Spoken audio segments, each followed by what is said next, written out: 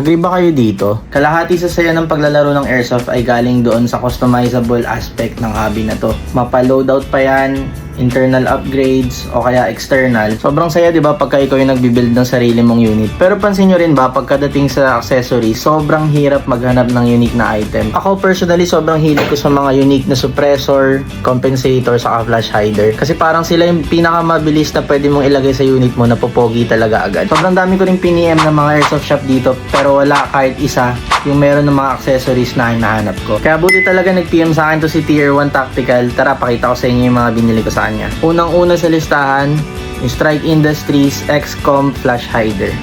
Tingnan nyo kung gaano kapogi. 14 counterclockwise siya. Sobrang dali lang ikabit.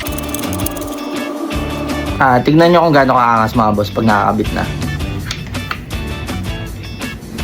At sa dami na napagtanungan ko, sigurado ako sobrang hirap paghanap ng item na yun. Next is itong rugged suppressor. Tingnan nyo. Ayan, nakagandahan dito, modular suppressor siya.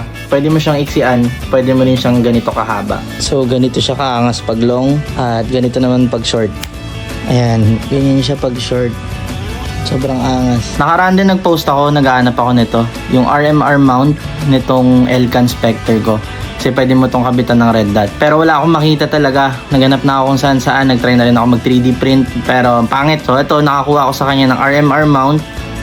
Ngayon mayroon ng red dot itong Elcan Spectre. At last na lang, Strike Industries na sling mount. Sobrang solid nito. Literal, dito ako pinaka natuwa.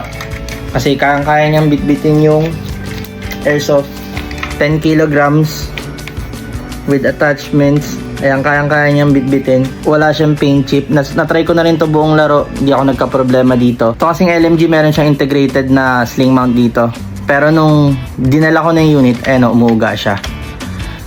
Pero ito, tingnan nyo. Ayan, kahit tumalon-talong ka dyan, tumakbo ka. Sobrang solid nitong Strike Industries na to. 10 kilograms. Mga paps, hindi to sponsored post Natuwa lang talaga ako dun sa shop ng Tier 1 Tactical. Pag tinignan nyo yung page nila, sobrang daming accessories, laser, scope, optics, may mga apparel din sila, hand stop, at lahat sobrang rare. Meron din sila mga pang newbie, kaya check nyo siya. And kung gusto mong papugiin yung unit mo, tapos sawan-sawa ka na dun sa mga Lazada, sa Shopee na mga nahanap mo, ayan, punta ka lang kay Tier 1 Tactical, sobrang solid, promise.